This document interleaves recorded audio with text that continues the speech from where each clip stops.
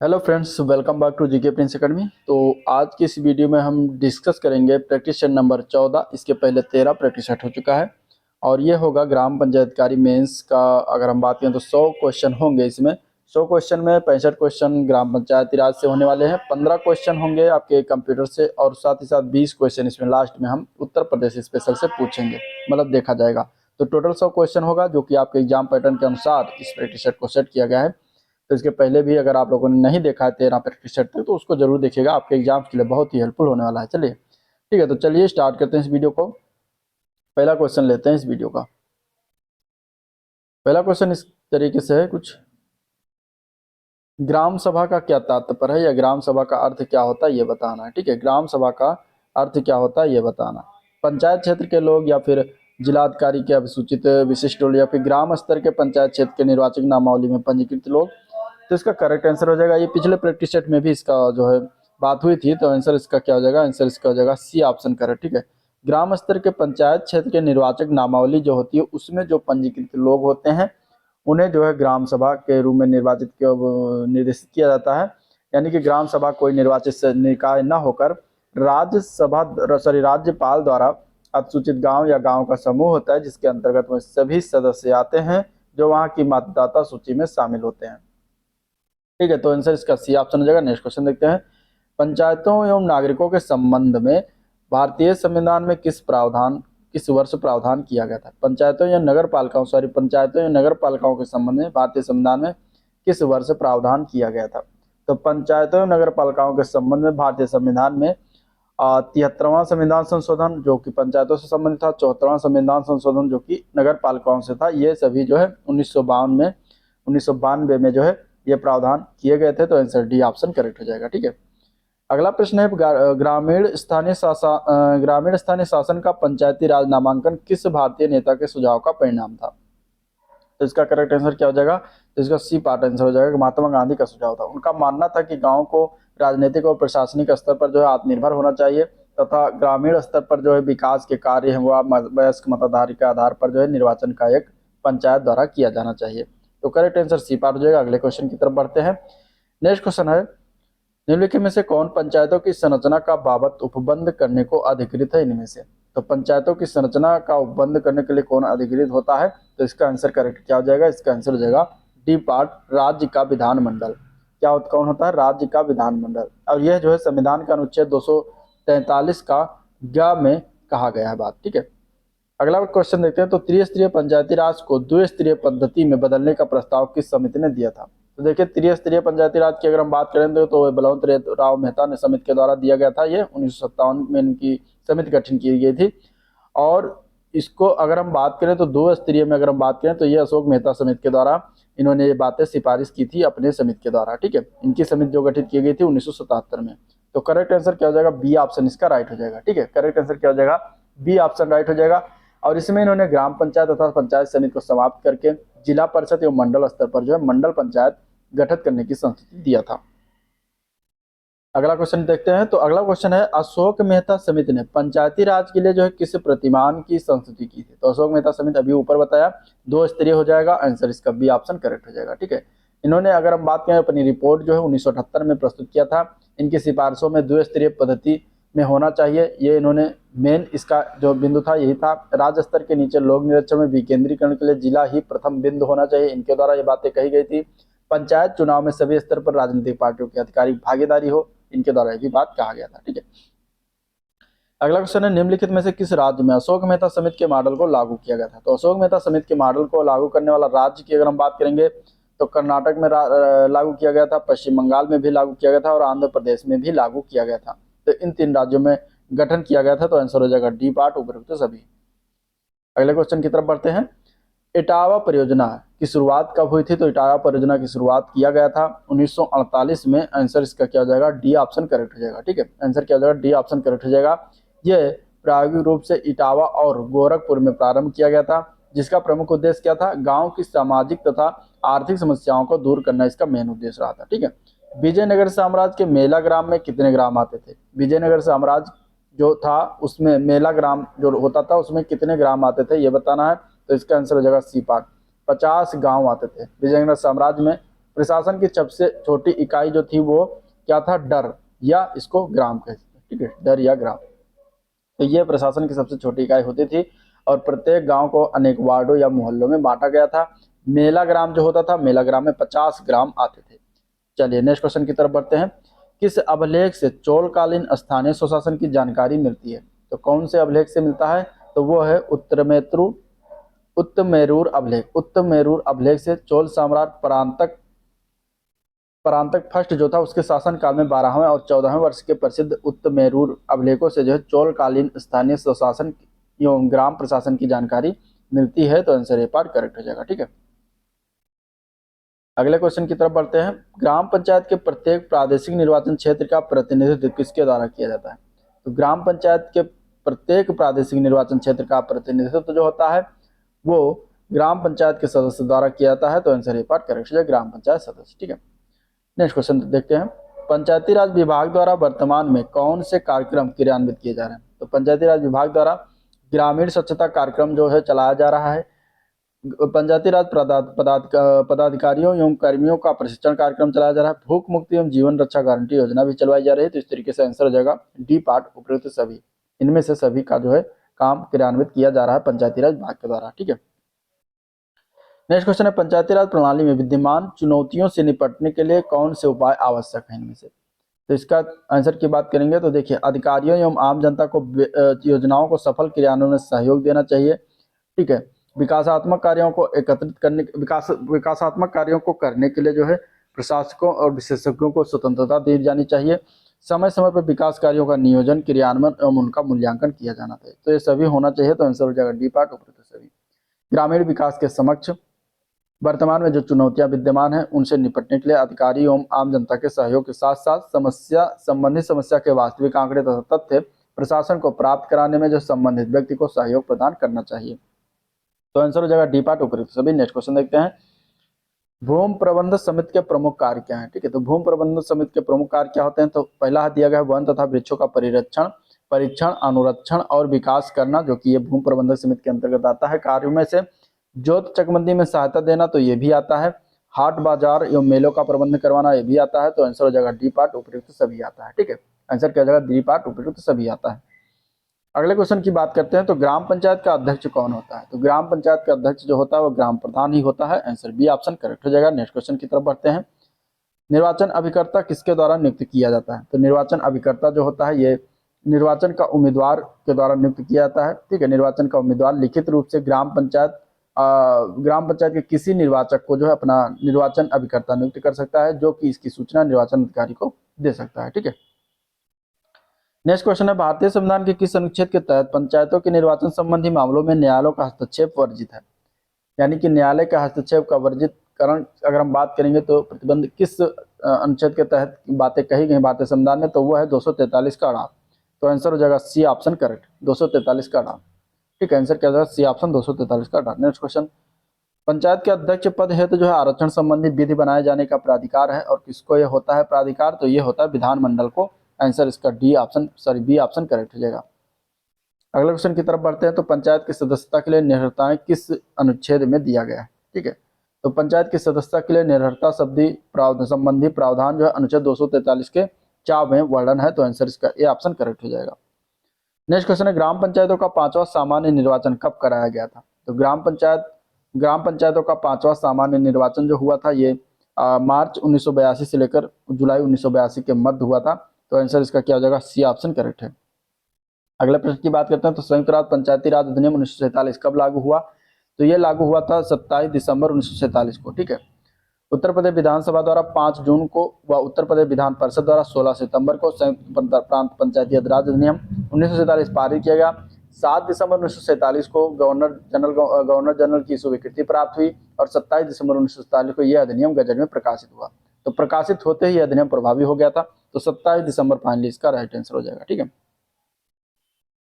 अब देखिए इसमें जो डेट दिया गया है 5 जून 1947 में उत्तर प्रदेश विधानसभा द्वारा जो है ये पारित हुआ था। और 16 सितंबर की बात करेंगे 1947 को, तो उत्तर प्रदेश विधान परिषद द्वारा पारित हुआ था। 7 दिसंबर 1947 को क्या होता है? गवर्नर जनरल की स्वीकृति प्राप्त हुई थी। और 27 दिसंबर 1947 को क्या होता है? अधिनियम गजट में प्रकाशित हो गया था। नेक्स्ट क्वेश्चन है राष्ट्रीय ग्रामीण पेयजल कार्यक्रम के पुनर्गठन की स्वीकृति कब प्रदान किया गया। राष्ट्रीय ग्रामीण पेयजल कार्यक्रम के पुनर्गठन की स्वीकृति कब प्रदान किया गया, तो ये 2017 में प्रदान किया गया है। आंसर सी ऑप्शन इसका करेक्ट हो जाएगा। ठीक है, 2009 में शुरुआत किया गया था, 2017 में इसकी जो है प्रधानमंत्री मोदी के द्वारा अध्यक्षता में आर्थिक मामलों के मंत्रिमंडलीय समिति के द्वारा राष्ट्रीय ग्रामीण पेयजल कार्यक्रम के पुनर्गठन की स्वीकृति प्रदान किया गया। इस कार्यक्रम के तहत जो है राष्ट्रीय जल गुणवत्ता उप मिशन का प्रारंभ भी किया गया था। अगला क्वेश्चन की बात करते हैं, तो निम्नलिखित में से ग्राम पंचायत विकास योजना निर्माण चरणों में कौन सुमेलित नहीं है इनमें से। पहला दिया गया है कि पहला चरण वातावरण निर्माण, ठीक है, तो ये सही है। दूसरा चरण पारिस्थितिकीय विश्लेषण से संबंधित, ये भी सही है। तीसरा चरण है बजट का विश्लेषण, जो कि गलत है। तीसरा चरण जो था वो था समस्याओं की पहचान एवं प्राथमिकता निर्धारण करना, तो गलत ऑप्शन सी हो जाएगा। और डी बार जो है पांचवा चरण जो दिया गया है तकनीकी एवं प्रशासनिक स्वीकृति, तो ये सही है। ठीक है, तो इसमें से कौन सा सुमेलित नहीं है ग्राम विकास पंचायत योजना के निर्माण के चरणों में से, तो वो हो जाएगा आपका तीसरा चरण जो किसी पार्ट में दिया गया है, ये सही नहीं है। चौथा चरण की बात करेंगे, इसमें चौथा चरण रह गया, तो चौथा चरण की बात करेंगे तो उसमें ग्राम पंचायत विकास योजना के लिए संसाधनों के निर्धारण एवं ड्राफ्ट प्लान का विकास था। ठीक है, चलिए अगले क्वेश्चन की तरफ बढ़ते हैं, तो निम्नलिखित में से किस वित्त आयोग के दौरान ग्रामीण स्थानीय निकाय में सर्वाधिक प्रतिशत में अनुदान जारी किया गया। कौन सा वित्त आयोग था जिसमें सर्वाधिक ग्रामीण स्थानीय निकाय को सर्वाधिक अनुदान किया गया, परसेंटेज में बताना है, तो इसका आंसर हो जाएगा बी पार्ट 12वां वित्त आयोग में जो है 94% निर्गत किया गया, 94.6% जो है अनुदान जारी किया गया था, तो सबसे ज़्यादा इसी में जारी किया गया था। 14वां वित्त आयोग में अगर हम बात करेंगे तो 89.6% जो है अनुदान जारी किया गया है, और 13वें में जारी किया गया था 90.7%। अगला क्वेश्चन है राष्ट्रीय ग्राम स्वराज अभियान RGSA का शुभारंभ कब किया गया, तो इसका शुभारंभ हुआ था वर्ष 2018 में। ठीक है, वर्ष 2018 में किया गया था इसका शुभारंभ। आंसर इसका क्या हो जाएगा, डी ऑप्शन करेक्ट हो जाएगा पहली बार। नेक्स्ट क्वेश्चन, वित्त आयोग का गठन कितनी अवधि के लिए किया जाता है, तो वित्त आयोग का गठन होता है 5 वर्षों के लिए। आंसर सी ऑप्शन करेक्ट हो जाएगा। वित्त आयोग का अनुच्छेद की बात करेंगे तो 280 में जो है वित्त आयोग के लिए प्रावधान है भारतीय संविधान में। नेक्स्ट क्वेश्चन है भारतीय संविधान के किस अनुच्छेद में कहा गया कि अनुच्छेद 243 के तहत गठित राज्य वित्त आयोग के नगर पालिकाओं की वित्तीय स्थिति की भी समीक्षा करेगा, तो ये किस अनुच्छेद के तहत कहा गया है, तो ये अनुच्छेद किया गया है 243Y।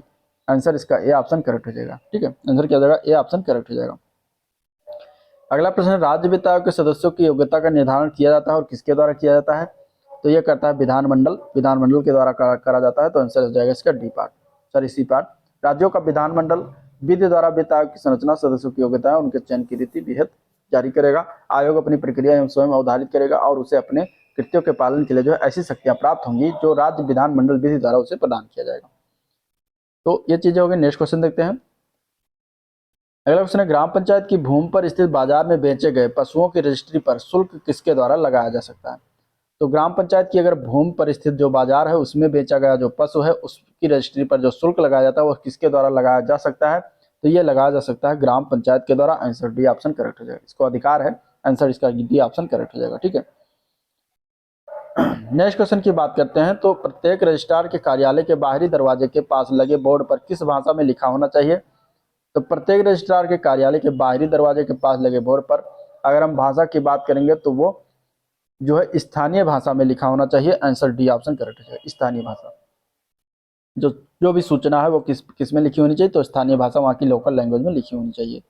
अगला क्वेश्चन है रजिस्ट्रार द्वारा जन्म मृत्यु संबंधी पंजिकाओं को कब तक अपने पास रखा जा सकता है, तो रजिस्ट्रार के द्वारा अगर हम बात करेंगे तो रजिस्ट्रीकरण वर्ष के अगले 1 वर्ष तक जो है अपने पास रख सकता है, इसके बाद नहीं रख सकता। तो करेक्ट आंसर क्या हो जाएगा, ए पार्ट करेक्ट हो जाएगा। नेक्स्ट क्वेश्चन है ई ग्राम स्वराज का लक्ष्य इनमें से क्या नहीं है, तो देखिए केंद्रीकृत योजना, प्रगति रिपोर्टिंग करना, कार्य आधारित लेखांकन और पारदर्शिता, तो ये तीनों जो है लक्ष्य है, लेकिन ए पार्ट जो दिया गया है केंद्रीकृत योजना ये इसका जो है लक्ष्य नहीं होता। ठीक है, लक्ष्य नहीं होता। नेक्स्ट क्वेश्चन CSC 2.0 कब प्रारंभ किया गया, CSC 2.0 कब प्रारंभ किया गया है, तो ये प्रारंभ किया गया था 2015 में। ठीक है, इसका मुख्य उद्देश्य था 2.5 लाख ग्राम पंचायतों में कम से कम एक CSC की परिकल्पना करना। अगला प्रश्न है देश भर में पंचायती राज संस्थाओं में ई शासन को मजबूत करने के लिए पंचायती राज मंत्रालय भारत सरकार ने यूजर की सुगमता को बेहतर करने के लिए एक वेब आधारित पोर्टल शुरू किया है, उस पोर्टल का नाम क्या है ये बताना। तो उस पोर्टल का नाम है ई ग्राम स्वराज। जी आंसर इसका याद रखिएगा, ई ग्राम स्वराज। ठीक है, ई गवर्नेंस की क्या अवधारणा होती है? तो ई गवर्नेंस की अगर हम बात करेंगे तो मतलब कि सरकारी कार्य करने की प्रक्रियाओं में सूचना एवं संचार प्रौद्योगिकी का अनुप्रयोग करना, तो ये सही है। ई गवर्नेंस सार्वजनिक क्षेत्र द्वारा सूचना एवं संचार प्रौद्योगिकी का प्रयोग करना, तो ये भी सही है। स्मार्ट शासन बनाने का भी तरीका, तो ये भी सही है। तो आंसर हो जाएगा डी पार्ट, उपरोक्त सभी। ठीक है, अगला क्वेश्चन है प्रधानमंत्री ग्राम सड़क योजना की शुरुआत किसने किया था? तो प्रधानमंत्री ग्राम सड़क योजना की शुरुआत की अगर हम बात करेंगे तो अटल बिहारी वाजपेयी जी के द्वारा शुरुआत किया गया था। आंसर इसका हो जाएगा सी ऑप्शन करेक्ट। ठीक है, अगले क्वेश्चन में हमें सुमेलित बताना है कौन सा सही सुमेलन दिया गया। योजना का नाम है प्रारंभ वर्ष। तो स्वर्ण जयंती ग्राम स्वरोजगार योजना की शुरुआत कब किया गया था? तो यह किया गया था 1999 टू 2000। ठीक है, यह शुरुआत किया गया था इस वर्ष। ये गलत है। जवाहर ग्राम समृद्धि योजना की शुरुआत कब की गई थी? तो ये 1999 टू 2000, ये भी शुरुआत किया गया था, ये भी गलत है। संपूर्ण ग्रामीण रोजगार योजना की शुरुआत कब की थी? 2001 में किया गया था, तो ये सही है। कृषि आय बीमा योजना की शुरुआत कब की गई थी? तो ये 2003 टू 2004 में किया गया था, ना कि 2005-06 में किया गया था। तो इस तरीके से इसमें अगर हम आंसर की बात करेंगे तो सही राइट आंसर कौन सा हो जाएगा? सी ऑप्शन सही हो जाएगा। ठीक है, अगले प्रश्न की बात करते हैं। तो अन्नपूर्णा योजना कब शुरुआत किया गया था? अन्नपूर्णा योजना कब शुरुआत किया था, इसका आंसर बताइए क्या होगा। इसके पहले वाले भी प्रैक्टिस में मैंने कराया हुआ है, इसका अगर आपको आंसर पता है तो बताइए इसका क्या हो जाएगा। ठीक है, चलिए, अन्नपूर्णा योजना की शुरुआत किया गया था 1999 टू 2000 में। आंसर इसका बी ऑप्शन करेक्ट हो जाएगा। अन्नपूर्णा योजना की शुरुआत कब की थी? 1999 2000 में किया गया था। साथ ही साथ अगर हम बात करें तो अन्नपूर्णा योजना जो है एक केंद्रीय क्षेत्र की योजना है, और इसके अगर हम आंसर की बात करें तो सी बी पार्ट हो जाएगा। और इसका उद्देश्य क्या है? तो वरिष्ठ नागरिकों की जरूरतों की पूरा करता है, जिन्हें पात्र होने के बावजूद भी राष्ट्रीय वृद्धा पेंशन योजना के तहत जो है लाभ नहीं मिलता, उनको जो है उनके लिए ये योजना बनाई गई है। तो इस तरीके से आंसर बी पार्ट हो जाएगा। अगला क्वेश्चन देखते हैं। तो स्वधार योजना कब शुरुआत किया गया था? स्वधार योजना की शुरुआत कब हुई थी, इसका बताइए आंसर क्या हो जाएगा। स्वधार योजना की शुरुआत कब हुई थी? स्वधार योजना की शुरुआत 2001-2002 में किया गया था। ठीक है, कब शुरुआत किया था? 2001-2002 में शुरुआत किया गया था। तो आंसर इसका क्या हो जाएगा? आंसर इसका हो जाएगा जो ए पार्ट करेक्ट हो जाएगा। आंसर क्या हो जाएगा? ए पार्ट करेक्ट हो जाएगा। सुधार योजना की शुरुआत कब किया गया था? तो ए पार्ट करेक्ट हो जाएगा, 2001-2002 में किया गया था। नेक्स्ट क्वेश्चन देखते हैं। अगला क्वेश्चन है पंचायत भवन में सीएससी सेंटर खोलने पर सरकार द्वारा क्या सुविधा दिया जाएगा? तो पंचायत भवन में अगर सीएससी को सेंटर खुलता है तो सरकार द्वारा जन सेवा केंद्र संचालन के लिए अलग से कक्ष दिया जाएगा, शौचालय और पेयजल की मुफ्त व्यवस्था होगी, और सरकार द्वारा बिजली की व्यवस्था भी किया जाएगा। तो इस तरीके से आंसर हो जाएगा डी ऑप्शन उपयुक्त सभी। आंसर क्या हो जाएगा? डी ऑप्शन उपयुक्त सभी। ठीक है, नेक्स्ट क्वेश्चन की बात करते हैं। तो ग्राम पंचायत की नियमित बैठकें किस स्थान पर आयोजित की जाती हैं? तो इसका करेक्ट आंसर क्या हो जाएगा? पंचायत सचिवालय। पंचायत सचिवालय में नियमित बैठकें आयोजित करवाई जाती हैं, तो आंसर डी ऑप्शन करेक्ट हो जाएगा। अगला क्वेश्चन है पंचायत सहायक के रूप में किसे नियुक्त किया जा सकता है? तो पंचायत सहायक के रूप में अगर हम देखा जाएगा तो ग्राम प्रधान को ग्राम प्रधान के किसी भी संबंधी को, तो पंचायत सहायक के रूप में किसी भी संबंधी को नियुक्त नहीं करते। पंचायत सचिव के संबंधी को तो उसको भी नियुक्त करते, उप प्रधान के संबंधी को इसको भी नहीं नियुक्त करते। तो इस तरीके से इसका आंसर क्या डी पार्ट है, उपयुक्त में से किसी को भी नहीं। अगर हम देखें तो कोई भी व्यक्ति जो संबंधित है ग्राम पंचायत के उप प्रधान सदस्य या पंचायत सचिव का जो है अगर संबंधी है तो उससे पंचायत सहायक के रूप में नियुक्त नहीं किया जा सकेगा। पंचायत सहायक उस व्यक्ति को नियुक्त किया जा सकता है जो ग्राम सभा का निवासी हो तथा योग्य अर्हता जो है रखता हो। तो आंसर डी पार्ट हो जाएगा। नेक्स्ट क्वेश्चन, नागरिक घोषणा पत्र मॉडल पंचायत सिटीजन चार्टर किस मंत्रालय द्वारा तैयार किया गया? तो यह तैयार किया गया पंचायती राज मंत्रालय के द्वारा। आंसर इसका बी ऑप्शन करेक्ट हो जाएगा। ठीक है, सरकारी स्कूलों तथा आंगनबाड़ी केंद्रों को स्वच्छ रखने की जिम्मेदारी किसकी होती है? तो सरकारी स्कूल है, आंगनबाड़ी केंद्र है, इनको स्वच्छता प्रदान करने के लिए जो है जिम्मेदारी इसमें से देखा जाए तो पंचायत सचिव की होती है, प्रधान की भी होती है, कर्मचारियों की होती है जो वहाँ पे उपस्थित रहते हैं, जो भी वहाँ पे लागू किए गए। तो आंसर हो जाएगा डी पार्ट उपयुक्त सभी। ठीक है, सरकारी स्कूल आंगनबाड़ी केंद्र को स्वच्छ रखने की जिम्मेदारी जो है पंचायत सचिव, पंचायत अध्यक्ष, ग्राम प्रधान, स्कूल एवं आंगनबाड़ी जो कर्मचारी एवं छात्र हैं इन सभी की होती है। तो आंसर डी ऑप्शन करेक्ट हो जाएगा। नेक्स्ट क्वेश्चन, ग्राम पंचायतों के लिए मॉडल नागरिक चार्टर में व्यापार लाइसेंस जारी करने के लिए कितनी समय सीमा संभावित है? तो इसका आंसर हो जाएगा सी पार्ट 3 दिन की। 3 दिन की समय सीमा प्रभावित है। इसमें जमा किए जाने वाले अपेक्षित दस्तावेज सक्षम प्राधिकारी द्वारा निर्धारित किया जाता है। नेक्स्ट क्वेश्चन देखते हैं। तो ग्राम पंचायतों के लिए मॉडल नागरिक चार्टर का लक्ष्य क्या है? तो ग्राम पंचायत के लिए मॉडल नागरिक चार्टर का लक्ष्य है सुशासन और सेवा वितरण में सुधार करना। तो करेक्ट आंसर क्या हो जाएगा? सी पार्ट हो जाएगा। ठीक है, ग्रामीण विकास विभाग की स्थापना किस वर्ष हुई थी? तो ग्रामीण विकास विभाग की स्थापना वर्ष 1974 में किया गया था। इसका आंसर डी पार्ट करेक्ट हो जाएगा। ठीक है, आंसर क्या जाएगा? डी पार्ट करेक्ट हो जाएगा। अगले क्वेश्चन की तरफ बढ़ते हैं। तो जल जीवन मिशन के तहत खर्च मदों में केंद्र व राज्य का अनुपात कितना सुनिश्चित किया गया है? तो जल जीवन मिशन के तहत 50-50 है, तो आंसर बी पार्ट करेक्ट हो जाएगा। ठीक है, अगला क्वेश्चन की बात करते हैं। तो राष्ट्रीय ग्रामीण स्वराज अभियान किस वर्ष प्रारंभ किया गया? तो राष्ट्रीय ग्रामीण स्वराज अभियान जो है ये 24 अप्रैल 2017 को जो है ये जो है प्रारंभ किया गया था, लेकिन इसमें 2017 नहीं 2018 होना चाहिए, ये मिसप्रिंट है। और 24 अप्रैल 2018 को प्रारंभ किया गया था, ये याद रखिएगा। ठीक है, ये 2018 होना चाहिए। अगला क्वेश्चन है, प्रधानमंत्री जन धन योजना किस वर्ष प्रारंभ की गई? तो प्रधानमंत्री जन धन योजना की बात करेंगे तो इसकी शुरुआत 15 अगस्त 2014 को किया गया था। 15 अगस्त 2014 को प्रारंभ किया गया था। पंचायती राज मंत्रालय द्वारा ग्राम ऊर्जा स्वराज पोर्टल का शुभारंभ कब किया गया था? इसका आंसर क्या हो जाएगा? तो पंचायती राज मंत्रालय द्वारा ग्राम ऊर्जा स्वराज पोर्टल का शुभारंभ की अगर हम बात करेंगे तो ये मई 2022 में किया गया था। आंसर इसका बी ऑप्शन करेक्ट हो जाएगा। नेक्स्ट क्वेश्चन देखते हैं। आयुष्मान भारत योजना के हितग्राही चयन अर्थात कार्ड बनाने का जिम्मा किसे दिया गया है? तो ये दिया गया है ग्राम पंचायतों को। आंसर इसका हो जाएगा सी ऑप्शन करेक्ट। ठीक है, भारत सरकार द्वारा ग्रामीण जनशक्ति कार्यक्रम किस वर्ष प्रारंभ किया गया? तो ये प्रारंभ किया गया 1960-61 में। आंसर सी ऑप्शन करेक्ट हो जाएगा। नेक्स्ट क्वेश्चन की बात करें, निम्नलिखित कार्यक्रमों में से किस कार्यक्रम का सुमेलित सही है? इनमें से बाकी 3 गलत है, एक सुमेलित है, बताना है सही कौन सा इनमें से। पहला ग्रामीण जनशक्ति कार्यक्रम 1960-61 में शुरुआत किया गया, तो सही है। ग्रामीण रोजगार कृषि कार्यक्रम जो दिया गया 1972-73 जो कि गलत है, ये शुरुआत किया गया था 1971-72 में। ठीक है, तो गलत हो जाएगा। पायलट गहन ग्रामीण रोजगार कार्यक्रम की शुरुआत कब किया गया? तो पायलट गहन ग्रामीण रोजगार कार्यक्रम की शुरुआत 1972-73 में किया गया था। ठीक है, 1972-73 में किया गया था। सूखा आशंकित क्षेत्र कार्यक्रम कब शुरुआत किया गया? तो 1977-78 जो कि गलत है, ये 1973-74 में शुरुआत किया गया था। तो ये भी इसमें सही ऑप्शन जो आपका होगा ए पार्ट करेक्ट हो जाएगा। ठीक है, चलिए नेक्स्ट क्वेश्चन है, निम्नलिखित योजनाओं में सही का चयन करना, यानी कि इसमें भी 3 गलत है, सही है। पहला दिया गया 10 लाख कूप योजना, ये कब शुरुआत किया? तो 1989-90 में, तो यही सही हो जाएगा ए पार्ट। इसके बाद दिया गया गांधी ग्राम योजना, ये 1993-94 दिया जो कि गलत है, ये 1995-96 में शुरुआत किया गया था। कब शुरुआत किया था? 1995-96।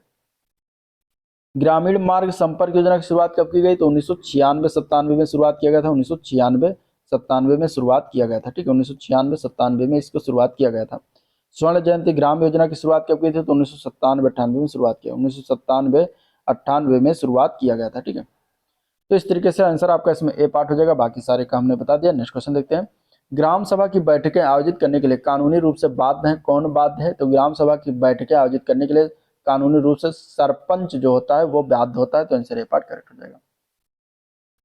अगला क्वेश्चन की बात करते हैं। नेक्स्ट क्वेश्चन है, जन्म प्रमाण पत्र के बिना किसी बच्चे को स्कूल में प्रवेश न देना किस अनुच्छेद के तहत उसके मौलिक अधिकार का उल्लंघन है? तो ये अनुच्छेद 21 का के तहत उसका मौलिक अधिकार का उल्लंघन होता है। आंसर बी ऑप्शन करेक्ट हो जाएगा। ठीक है, आंसर बी ऑप्शन करेक्ट हो जाएगा। अगला क्वेश्चन देखते हैं। तो स्वामित्व योजना को पायलट प्रोजेक्ट के रूप में कितने राज्यों में चलाया जा रहा है? तो स्वामित्व योजना को पायलट प्रोजेक्ट के रूप में अगर देखा जाए तो 6 राज्यों में चलाया जा रहा है। आंसर इसका ए पार्ट हो जाएगा। अगर हम बात करें तो पायलट प्रोजेक्ट स्वामित्व योजना की अगर हम बात करें 24 अप्रैल 2020 को, ठीक है, पंचायती राज दिवस के अवसर पर जो स्वामित्व योजना की घोषणा भारत के प्रधानमंत्री के द्वारा किया गया था। और इसमें 6 राज्यों में पायलट प्रोजेक्ट के रूप में चलाया जा रहा है, जिसमें आता है उत्तर प्रदेश, हरियाणा, कर्नाटक, मध्य प्रदेश, उत्तराखंड और महाराष्ट्र के लगभग 1 लाख गाँव में लागू किया गया। अगले प्रश्न की बात करें तो आत्मनिर्भर पंचायतों के विकास के लिए क्या आवश्यक है? तो आत्मनिर्भर पंचायतों के लिए विकास के लिए आवश्यक है स्वनिधि, राज्य द्वारा वित्तीय सहायता, सरकारी योजनाओं का समुचित क्रियान्वयन, तीनों आवश्यक होते हैं, तो आंसर हो जाएगा डी पार्ट उपरोक्त सभी। नेक्स्ट क्वेश्चन देखते हैं। तो स्मार्ट विलेज चिजामी फेक जो नागालैंड में पड़ता है, ये गांव चिजामी किस क्षेत्र में उपलब्धि के लिए चर्चा में रहा था? तो ये अगर हम बात करेंगे तो जेंडर भेदभाव को कम करने के लिए जो है ये उसमें चर्चा में रहा था, तो आंसर हो जाएगा सी ऑप्शन करेक्ट। ठीक है, नेक्स्ट क्वेश्चन देखते हैं। तो ग्रामीण आबादी के आर्थिक विकास में महत्वपूर्ण भूमिका किसकी है इनमें से? तो इनमें से अगर देखा जाएगा तो पंचायती राज संस्थाएं और लघु एवं कुटीर उद्योग, इन दोनों की महत्वपूर्ण भूमिका है, तो आंसर इसका सी ऑप्शन करेक्ट हो जाएगा दोनों। ठीक है, आंसर इसका सी ऑप्शन करेक्ट हो जाएगा दोनों की महत्वपूर्ण भूमिका आती है इसके अंतर्गत। ठीक है, अगला क्वेश्चन है, ग्राम सभा की किसी बैठक की गणपूर्ति की कितनी संख्या होती है? तो ग्राम सभा की किसी बैठक की गणपूर्ति की संख्या होती है सदस्यों का 1/5 भाग, सदस्यों का 1/5 भाग होती है। आंसर इसका याद रखिएगा, ए पार्ट करेक्ट हो जाएगा। नेक्स्ट क्वेश्चन देखते हैं। जन्म एवं मृत्यु पंजीकरण संशोधन विधेयक 2023 क्यों लाया गया? तो जन्म एवं मृत्यु पंजीकरण संशोधन विधेयक 2023 की अगर हम बात करेंगे तो ये सामाजिक परिवर्तन और तकनीकी प्रगति के लिए लाया गया है। तो आंसर सी पार्ट जो है ये वह भी दोनों। अगला क्वेश्चन है सांसद आदर्श ग्राम योजना की शुरुआत कब की गई थी? तो सांसद आदर्श ग्राम योजना की शुरुआत किया गया था अक्टूबर 2014 में। ठीक है, अक्टूबर 2014 में शुरुआत किया गया था और यह जयप्रकाश नारायण के जन्म दिवस 11 अक्टूबर पर जो है 2014 को शुभारंभ प्रधानमंत्री मोदी के द्वारा किया गया था। अगले प्रश्न की बात करते हैं तो ग्राम सभा की बैठकों में उपस्थित सदस्यों का लेखा जोखा कौन रखता है? तो ये रखा जाता है ग्राम पंचायत अधिकारी के द्वारा। आंसर ए पार्ट हो जाएगा। ठीक है, जो कि आप बनने जा रहे हैं। नेक्स्ट क्वेश्चन है, अब क्वेश्चन कंप्यूटर से 15 होंगे। एएलयू और कंट्रोल यूनिट को एक साथ आमतौर पर किसके रूप में जाना जाता है? तो इन दोनों को एक साथ में अगर देखा जाएगा तो ये प्रोसेसर के रूप में जाने जाते हैं। तो आंसर बी ऑप्शन करेक्ट हो जाएगा। ठीक है, ALU means arithmetic logic unit, control unit हो गया सीयू जिसको कहते हैं। तो इन दोनों को एक रूप में अगर देखा जाए तो प्रोसेसर के रूप में जाना जाता है। तो आंसर बी पार्ट हो जाएगा। नेक्स्ट क्वेश्चन है, वैश्विक मौसम पूर्वानुमान में इनमें से किसका उपयोग किया जाता है? वैश्विक मौसम पूर्वानुमान में इनमें से किसका प्रयोग किया जाता है? इस तरीके से कुछ कंप्यूटर के नाम दिए गए। तो वैश्विक पूर्वानुमान में अगर देखा जाएगा मौसम पूर्वानुमान में तो सुपर कंप्यूटर का उपयोग किया जाता है। और कौन से सुपर कंप्यूटर का उपयोग किया जाता है? तो ये सुपर कंप्यूटर ही इसका आंसर है, क्योंकि इसमें जो है कंप्यूटर के प्रकार के दिया गया था किस प्रकार के कंप्यूटर का उपयोग किया जाता है। तो सुपर कंप्यूटर, जब विश्व का प्रथम कंप्यूटर सुपर कंप्यूटर था क्रे 1, जिसको क्रे रिसर्च कंपनी के द्वारा 1976 में विकसित किया गया था।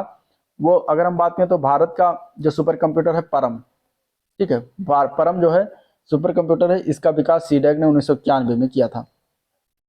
ठीक है, और इस कंप्यूटर का उपयोग मौसम विज्ञान, परमाणु ऊर्जा अनुसंधान, भौतिकी और रसायन विज्ञान के साथ साथ अत्यंत जटिल अनुसंधानों में किया जाता है। तो ये हो जाएगा। नेक्स्ट क्वेश्चन देखते हैं। अगला क्वेश्चन है, किस कंप्यूटर जनरेशन ने आईसी को वीएलएसआई यानी very large scale integration circuit में बदल दिया गया? तो कौन सी पीढ़ी के कंप्यूटर में ये बदला गया था? तो इसका अगर हम आंसर की बात करें तो चौथी पीढ़ी में वीएलएसआई का प्रयोग किया जाने लगा था। तो आंसर इसका क्या हो जाएगा? ए पार्ट करेक्ट हो जाएगा। ठीक है, चौथी पीढ़ी की अगर हम बात करेंगे तो 1971 से लेकर 1980 तक का काल रहा था, उसमें वीएलएसआई का प्रयोग हुआ। इसके बाद पांचवी पीढ़ी आ गई और पांचवी पीढ़ी 1980 से 81 से लेकर आज तक अभी इस्तेमाल किया जा रहा है, उसमें यूएलएसआई का प्रयोग किया जा रहा है। चलिए अगला क्वेश्चन, एक परिमित स्टेट मशीन जिसमें कोई आउटपुट फंक्शन नहीं होता है उसे क्या कहते हैं? तो उसको हम कहते हैं सेमी ऑटोमेशन। क्या कहते हैं? सेमी ऑटोमेशन कहते हैं। परिमित स्टेट मशीन जिसमें कोई आउटपुट फंक्शन नहीं होता उसे सेमी ऑटोमेशन कहते हैं। ठीक है, तो आंसर ए पार्ट हो जाएगा। नेक्स्ट क्वेश्चन देखते हैं।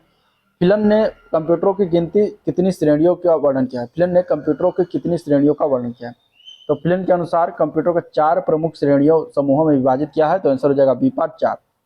पहला उसमें आता है सिंगल इंस्ट्रक्शन स्ट्रीम या सिंगल डेटा स्ट्रीम SSID। ठीक है, दूसरा आता है SIMD। SIMD means single instruction stream या मल्टीपल डेटा स्ट्रीम। इसके बाद आता है MISD।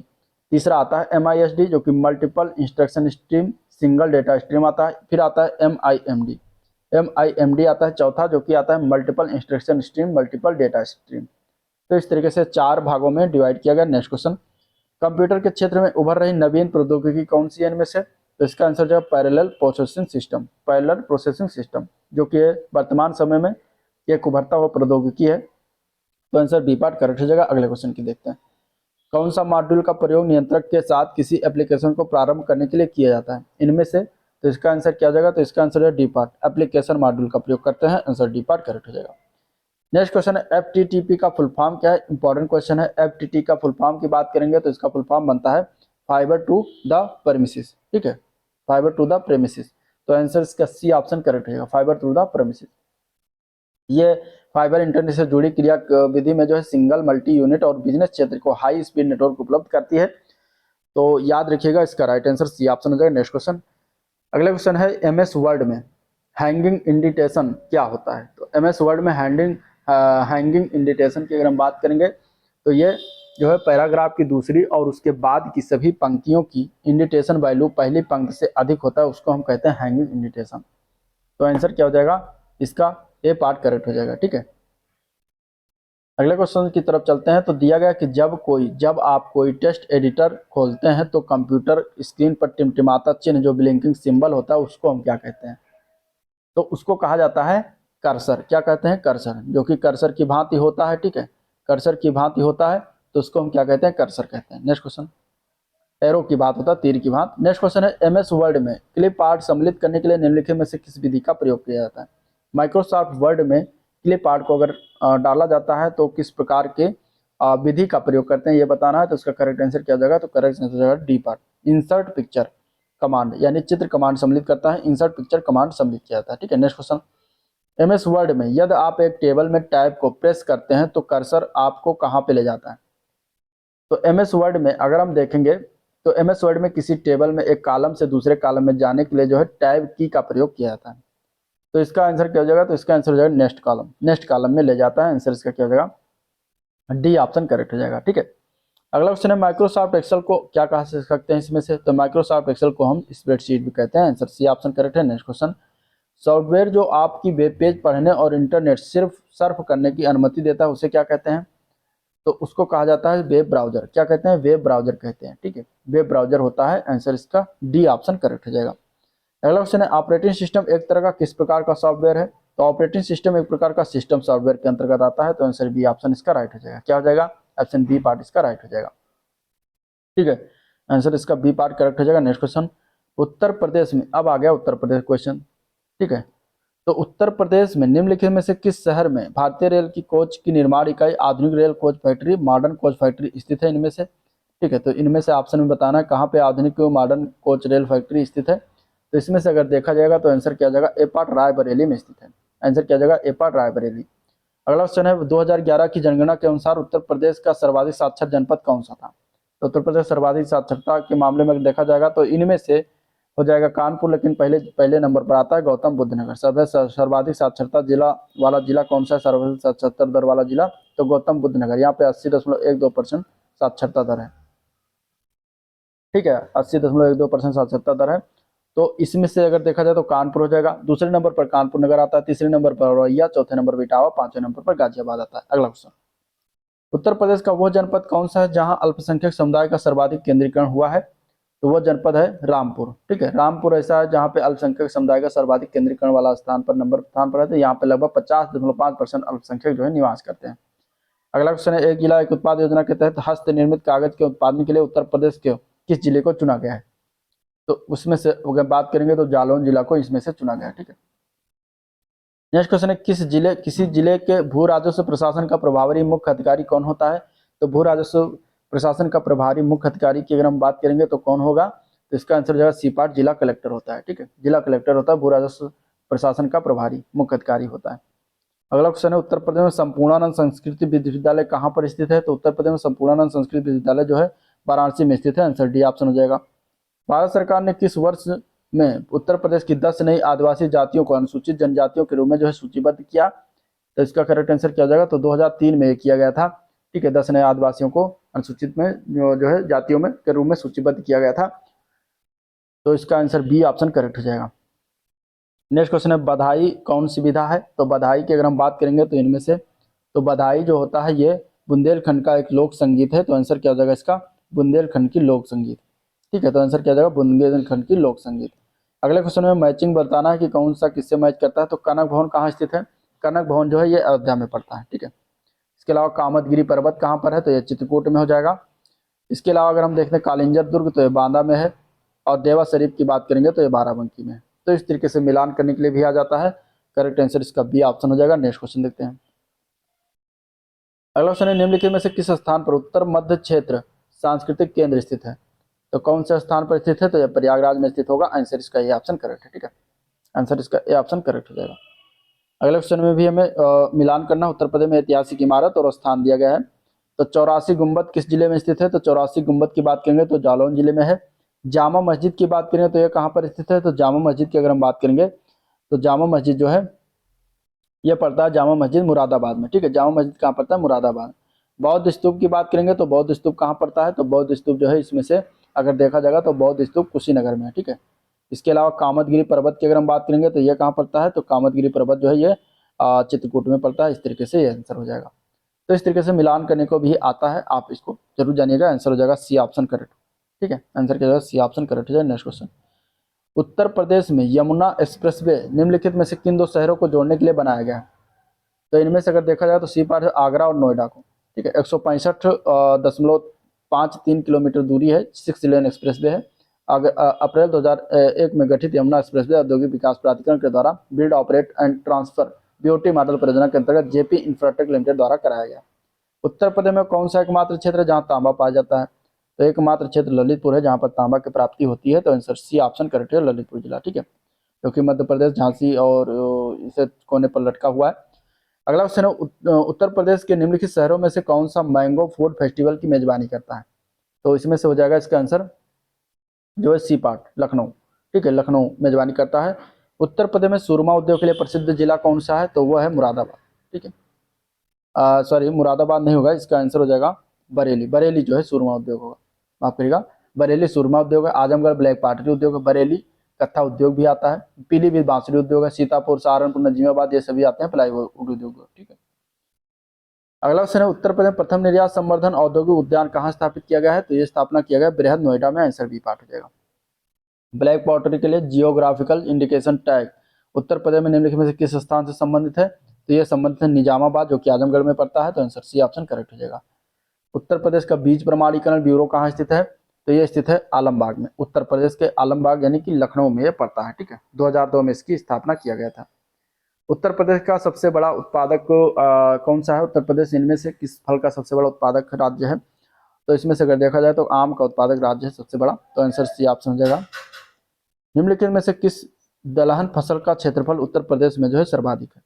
तो इसमें से अगर देखा जाएगा तो चने का जो है सबसे सर्वाधिक होता है। तो आंसर हो जाएगा डी पार्ट। ठीक है, तो ये था ओवरऑल वीडियो जिसको हम लोगों ने देखा। अगर वीडियो पसंद आया तो लाइक करिए, चैनल को सब्सक्राइब नहीं किया अभी तक तो सब्सक्राइब करना मत भूलिएगा। साथ ही साथ अपने दोस्तों में शेयर भी कर दीजिएगा। ठीक है, तो आज का वीडियो एंड करते हैं, मिलते हैं नेक्स्ट वीडियो में, तब तक के लिए थैंक यू।